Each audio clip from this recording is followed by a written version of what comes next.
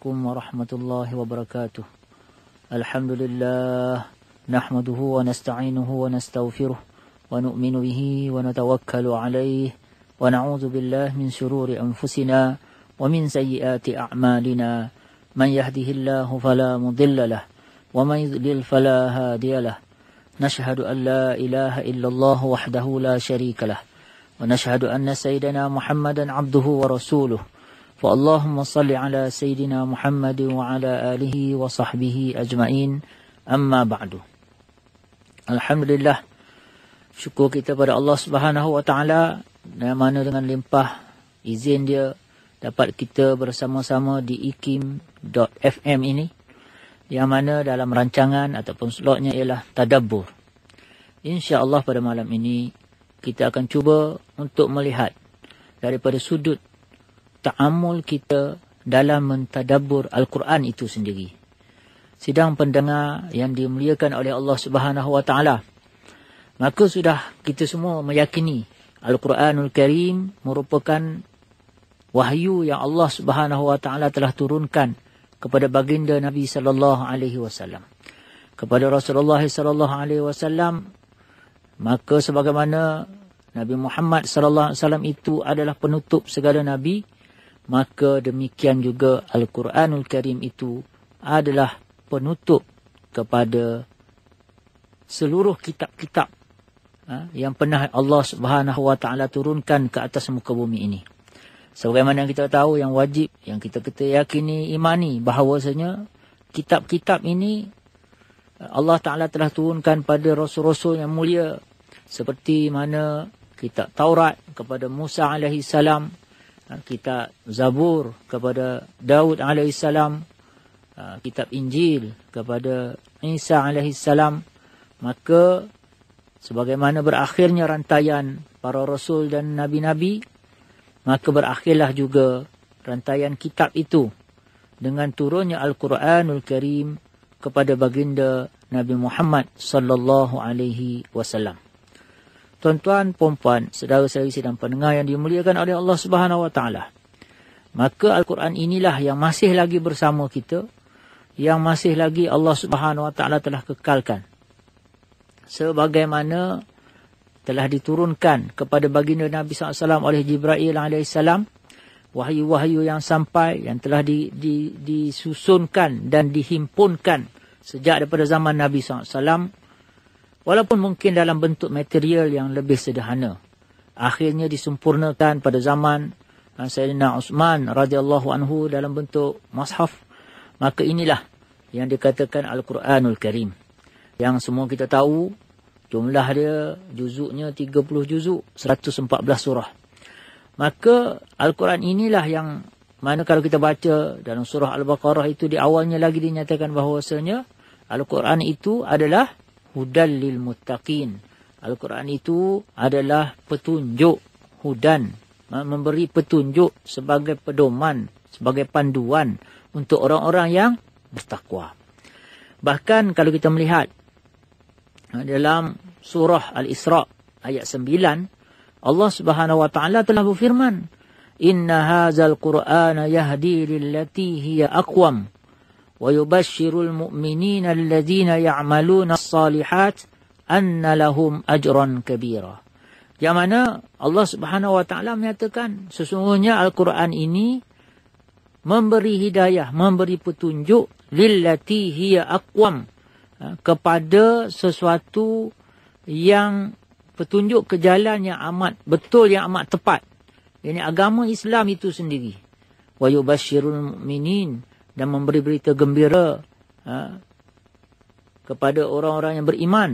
Allazina ya'maluna as-salihat, iaitu orang-orang yang beriman yang beramal, yang mengerjakan amalan-amalan salih. Anna lahum ajran kabira, bahawasanya bagi mereka beroleh ganjaran ataupun balasan pahala yang sangat besar. Jadi di sini jelas bahawasanya antara fungsi terbesar Allah Subhanahu Wa Taala turunkan Al-Quran kepada kita ialah untuk kita dapat mengambil panduan, untuk kita dapat menjadikan ia sebagai pedoman, hudan, sebagai petunjuk. Tetapi kalau gitu, maka nak tak nak, maka sudah tentu sebelum kita nak dapat petunjuk, kita nak kena faham petunjuknya. Kan? Macamlah kalau kita pergi, katalah contohlah, kita ambil lah contoh signboard tepi jalan tu. Petunjuk arah dia. Oh, ini arah ke utara. Ni akan jumpa Kuala Kangsar, akan jumpa Alostar. Mana arah dia. Maka sebelum kita dapat memahami petunjuk tadi tu, signboard tadi, maka sudah tentu yang lebih penting, kita nak kena faham dulu. Kalau dibuatnya tulisan tu dalam bahasa Siam, tulisan Siam, maka sudah tentu kita tak faham. Bila tak faham, macam mana kita nak mendapatkan petunjuk daripada signboard tadi, daripada papan tanda tadi? Kan? Bahasa yang nak baca pun dah tak faham. Kan? Kalau ada orang tolong bacakan pun dalam bahasa Siam, tak faham juga kita. Maka di sinilah, tuan-tuan puan-puan, maknanya Al-Quranul Karim, Allah Subhanahu Wa Taala telah sediakan untuk dijadikan petunjuk. Maka untuk itu kita kena faham dululah Al-Quran itu, barulah kita akan dapat petunjuk yang dikandung, yang dibawa, yang terdapat di dalam Al-Quran itu sendiri. Maka sebab itu untuk mendapat petunjuk inilah bukanlah satu perkara yang main-main. Kan? Kenapa dengan petunjuk ini, dengan hidayah ini, hudan ini, pedoman inilah, barulah kita akan dapat menjalani kehidupan kita dengan betul, dengan sahih, yang mana kesahihan inilah ia akan mendorong kita untuk, ataupun yang dapat membantu kita, membawa kita, menyampaikan kita kepada jalan yang betul, kehidupan yang betul, yang mana akhir sekali sampailah kita kepada keredaan Allah Ta'ala yang digambarkan melalui masuknya kita ke dalam syurga Allah Subhanahu Wa Ta'ala, insya-Allah. Jadi bagaimanakah yang dikatakan tuan-tuan perempuan untuk kita dapat kefahaman yang betul? Maka sudah pasti di sini selain daripada ilmu-ilmu alat, ilmu-ilmu bahasa dan sebagainya, maka kita kena faham Al-Quran ini. Untuk mendapat kefahaman yang betul, ialah kita juga perlu merujuk balik kepada sirah, kepada sirah dan sunnah Rasulullah sallallahu alaihi wasallam. Sebab apa? Di dalam kehidupan Nabi sallallahu alaihi wasallam ini kita kena faham. Nabi sallallahu alaihi wasallam dia seorang je yang terima wahyu. Dan Nabi sallallahu alaihi wasallam yang menyampaikan wahyu. Maknanya wahyu ini Nabi SAW yang terima sebenarnya, bukan kita pun. Kita ni hanya menerima apa yang disampaikan oleh Nabi SAW. Maka di sini, saudara-saudari sekalian, kita dapat lihat. Nabi SAW bukan sekadar menyampaikan. Bahkan, baginda turut melaksanakan apa yang diperintah, yang dikandung di dalam wahyu itu. Di dalam ayat-ayat Al-Quran itu. Sebab itu kita untuk mendapatkan kefahaman yang betul tentang Al-Quran, untuk kita dapat benar-benar mentadabbur Al-Quran itu, mana rancangan tadabbur ini, maka mau tidak mau kita mestilah merujuk kepada kefahaman yang telah dibawa oleh Rasulullah sallallahu alaihi wasallam, yang mana baginda sallallahu alaihi wasallam telah tunjukkan, laksanakan mungkin, atau telah bincangkan, telah jelaskan kepada para sahabat Nabi sallallahu alaihi wasallam. Sebab itu kalau kita lihat, kita ini tidak lepas daripada membaca doa ihdinas siratal mustaqim. Ini satu contoh. Ihdinas siratal mustaqim. Boleh katakan paling kurang pun 17 kali lah sehari, sebab kita ada 17 rakaat solat fardu, 5 waktu. Yang 5 waktu tu maknanya ada 17. 17 ini kita mesti baca surah ni. Kalau dalam mazhab Syafi'i ni, makmum pun kena baca juga surah ni. Tak boleh nak skip. Letih lah, malah lah hari ni nak baca Fatihah, terus baca Qul Huwallah je lah. Boleh tak? Tak boleh, tuan-tuan, perempuan, saudara-saudari sekalian. Macam mana pun kena baca. Baik, kita pun baca. Dan bila sampai ihdinas siratal mustaqim, wajib baca. Kita tak boleh sekerat je. Iyyaka na'budu wa iyyaka nasta'in. Waladhdallin terus. Amin. Tak boleh. Tetapi kena baca. Wajib. Maksudnya, ihdinas siratal mustaqim adalah satu-satunya doa yang wajib dibaca. Sebab apa makna ihdinas siratal mustaqim? Ya Allah, hidayatilah kami, tunjukkanlah kami jalan yang lurus. Kita diperintah oleh Allah melalui ayat ini dalam bentuk kita diperintah seolah-olahnya dalam bentuk berdoa. Memohon sentiasa kepada Allah untuk siratal mustaqim, jalan yang lurus. Kita minta, dapat tak tahu. Macam mana jalan yang lurus pun, maka terbuka kepada pelbagai penafsiran. Maka di sinilah untuk lihat yang mana satu jalan yang lurus, kita kena lihat Nabi SAW lah. Sebab Nabi SAW lah yang paling faham wahyu-wahyu yang diturunkan kepada baginda. Mana satu yang kata lurus, yang mana satu yang kata bengkok, mana satu yang kata tepat, mana satu yang kata sesat, maka ini tidak dilihat kembali dalam kehidupan suci murni baginda Nabi SAW. Sebab itu dalam surah Yasin dinyatakan dengan jelas. Kan? Allah Ta'ala berfirman, Yasin. Yasin. Wal Qur'an Hakim. Dan Al-Quran yang penuh dengan kebijaksanaan, dengan hikmah. Innaka laminal mursalin. Sesungguhnya engkau, wahai Muhammad. Innaka di sini, sesungguhnya engkau. Siapa engkau di sini? Muhammad sallallahu alaihi wasallam. Nabi kita Muhammad sallallahu alaihi wasallam. Laminal mursalin, benar-benar adalah tergolong ataupun daripada kalangan rasul-rasul yang telah diutuskan. Ala siratim mustaqim. Atas jalan yang lurus. Di sini, kalau kita sekadar berdoa, tapi tidak ada jaminan kita sememangnya dah berada di atas jalan yang lurus. Atau kita dah dapat jalan yang lurus tu. Tetapi Nabi SAW, baginda solat pun baca Fatihah juga. Tetapi yang membezakan kita, permohonan Rasulullah SAW, ihdinas siratal mustaqim, tunjukkanlah kami jalan yang lurus itu, telah dijawab oleh Allah Ta'ala dengan tuntas. Dengan begitu tepat, dengan begitu tegas, iaitu apa dia? Innaka laminal mursalin. Wahai Muhammad, engkau sememangnya daripada kalangan Rasul kami, ala sirati mustaqim. Sememangnya engkau ni di atas jalan yang lurus. Maknanya di sini ada satu kepastian daripada Allah Ta'ala, bahawasanya Nabi SAW itu sudah tentu berada di atas jalan yang lurus. Maka sebab itulah, tuan-tuan, puan-puan, saudara-saudari sekalian, kita nak faham Al-Quran, nak tak nak kita kena refer kepada, rujuk kepada Rasulullah SAW, kepada sirah baginda, kepada sunnah baginda. Sama ada sunnah itu dalam bentuk perkataan, percakapan baginda, perbicaraan baginda, ataupun dalam bentuk amal, tindak tanduk, perbuatan baginda, qauliyah, fi'liyah. Begitu juga sama ada apakah perkara yang didiamkan oleh baginda Nabi SAW.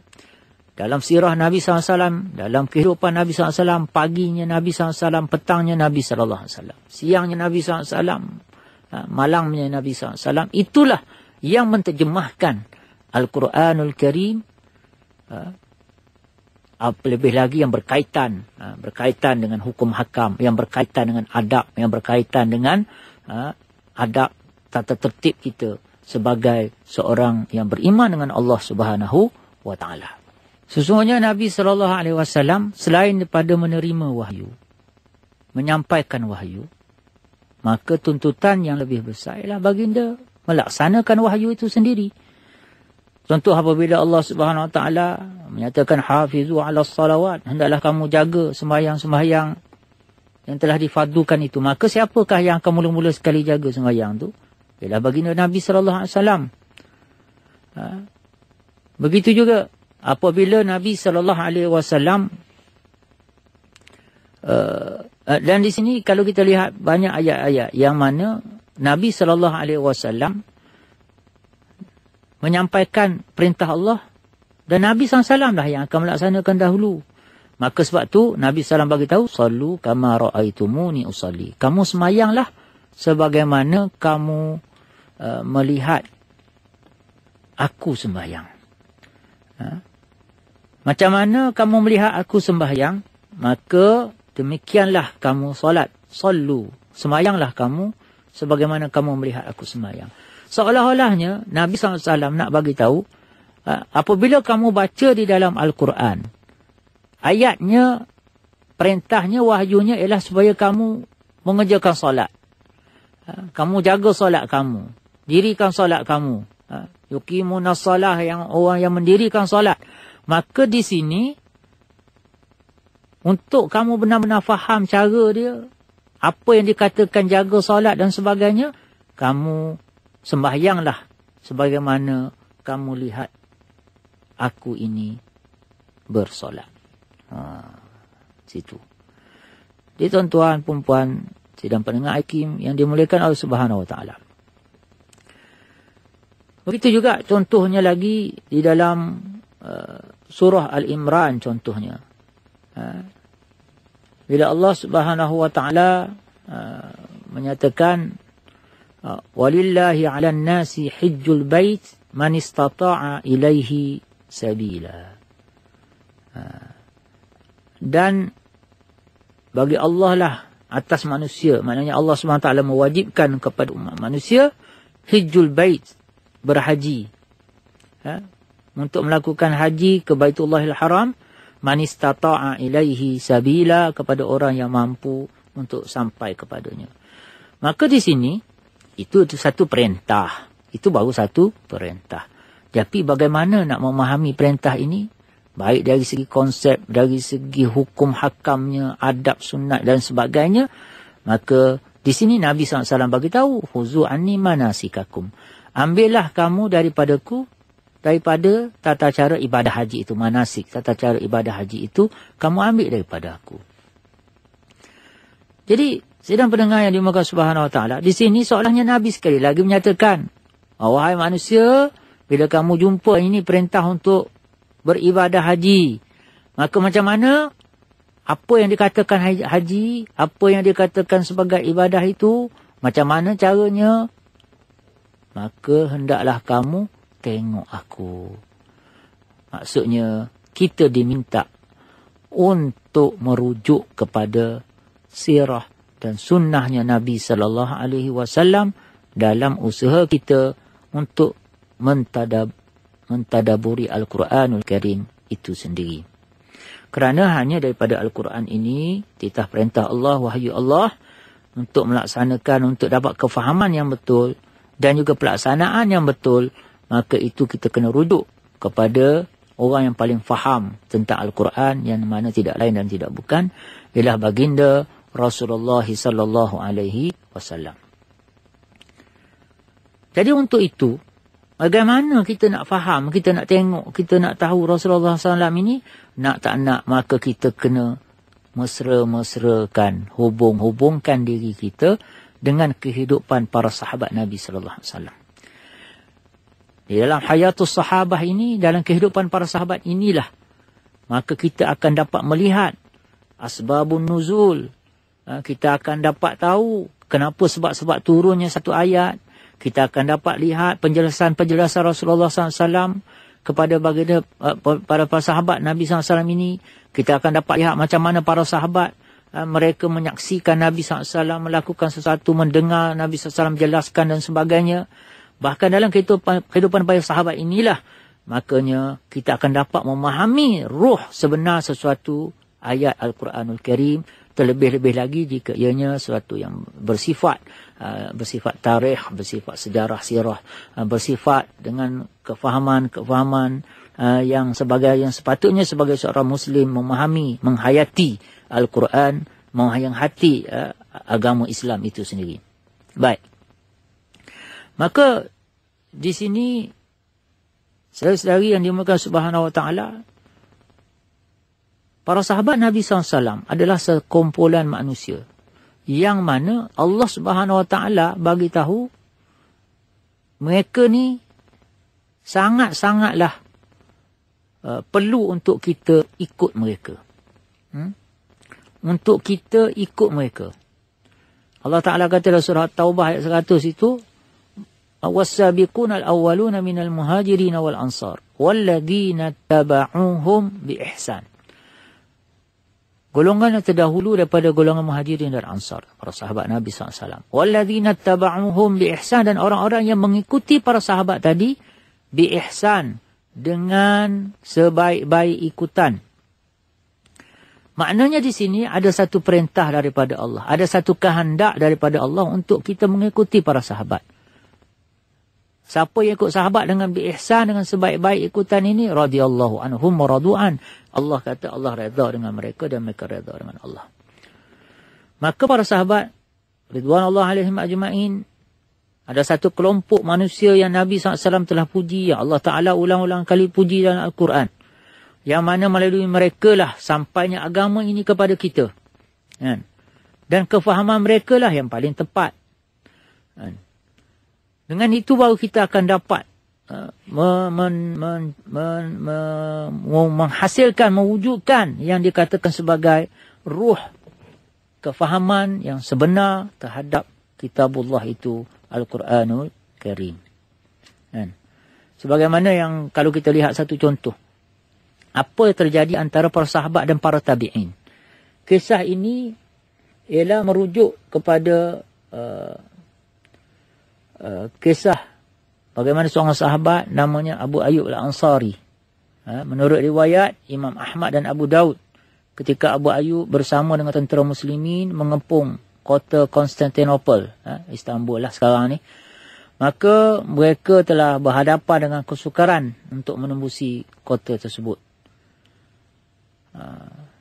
Lalu seorang tentera muslimin telah meminta supaya ia dihantar ke dalam kubu, untuk dia dapat mengkucar-kacirkan lah.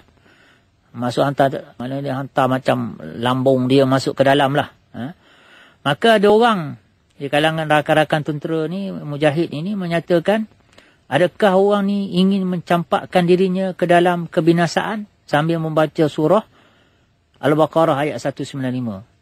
Wala tulku biaidikum ila tahlukah. Janganlah kamu mencampakkan diri kamu ke dalam kebinasaan. Maka Abu Ayyub Al-Ansari yang mendengar perkara itu, maka dia telah membuat satu komen. Dia kata, tidak, la hazihi nazalat fina ma'syar al-ansar. Dia kata ayat ni, tidak, ayat ni sebenarnya diturunkan kepada kami, bukan macam tu. Maksud ayat ni, seolahnya dia nak cakap macam tu kepada para tabi'in ini. Dia kata ayat ini sebenarnya diturunkan kepada kami kaum Ansar, ketika Allah telah memenangkan Islam dan menzahirkan agamanya. Lalu kami pun mulalah berkata-kata sesama kami, bahawasanya kami akan kembali kepada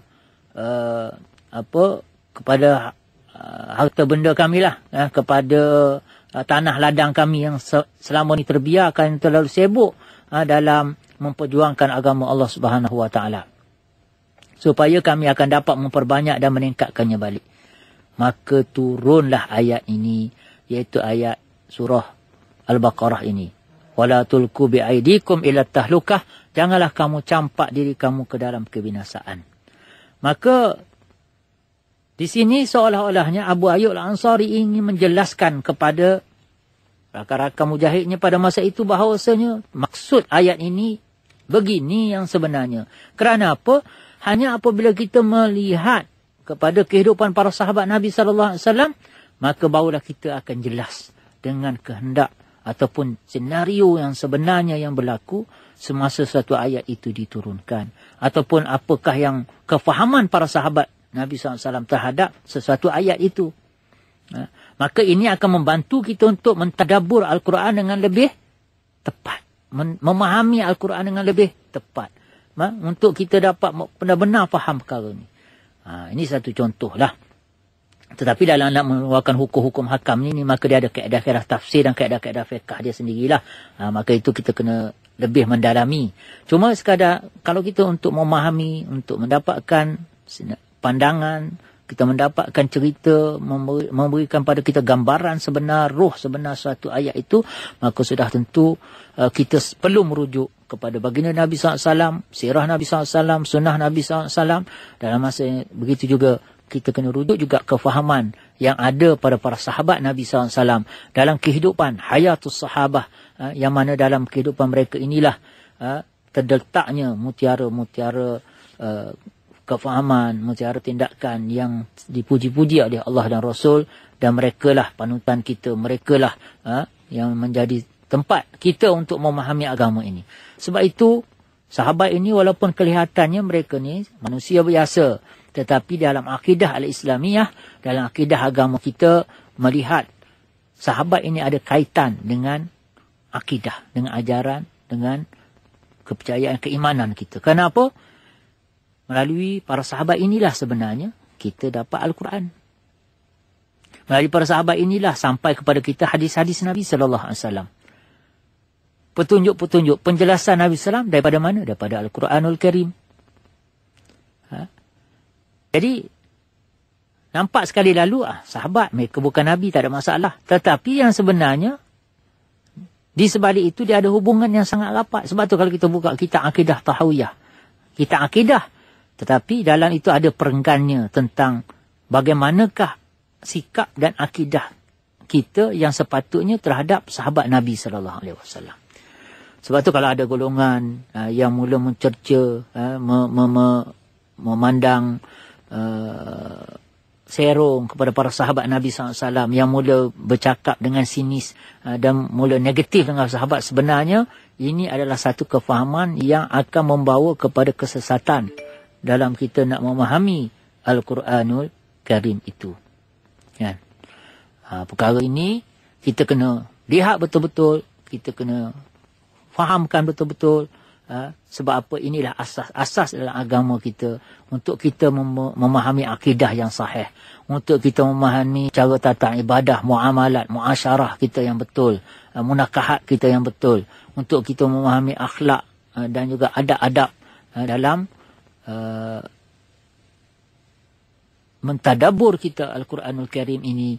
Maka kita perlu memahami dengan betul prinsip ini, yang mana melalui pemahaman mentadabbur yang sedemikianlah, insya-Allah maka kita akan dapat kefahaman yang benar, dan kefahaman inilah yang akan memandu kita untuk dapat menjalani kehidupan kita dengan betul, dengan sahih, sebagaimana yang dikehendaki oleh Allah Subhanahu wa taala, yang ditunjukkan oleh Rasulullah sallallahu alaihi wasallam dan seterusnya para sahabat Nabi sallallahu alaihi wasallam.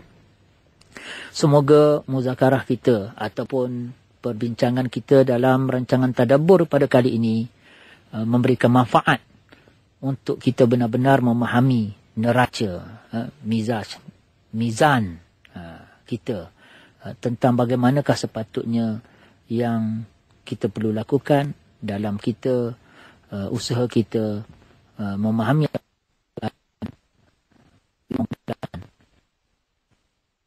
mirip dengan kehidupan baginda Nabi sallallahu alaihi wasallam dan para sahabat Nabi sallallahu alaihi wasallam. Bagaimana pagi kita semakin mirip dengan paginya Nabi sallallahu alaihi wasallam, petang kita semakin miripnya dengan petangnya Nabi sallallahu alaihi wasallam, siang dan malam kita semakin mirip dengan kehidupan yang Allah telah redha, Allah telah suka, yakni kehidupan Nabi sallallahu alaihi wasallam dan para sahabat Nabi sallallahu alaihi wasallam melalui kitabullah Al-Quranul Karim ini. Dengan itu saya sudahi dengan kata-kata Sayyidina Abu Bakar Siddiq radhiyallahu taala anhu, fa in kana sawaban fa minallah, jika ada yang benar maka itu daripada Allah, wa in kana khata'an fa minni wa minasyaitan, jika ada salah dan silap maka itu adalah kelemahan saya dan dorongan syaitan. Semoga Allah ampunkan segala silap-silap saya dan tuan-tuan puan-puan saudara-saudari sekalian dapat maafkan saya. Saya akhiri dengan lafaz yang mulia, wabillahi taufiq wal hidayah. Wassalamualaikum warahmatullahi wabarakatuh.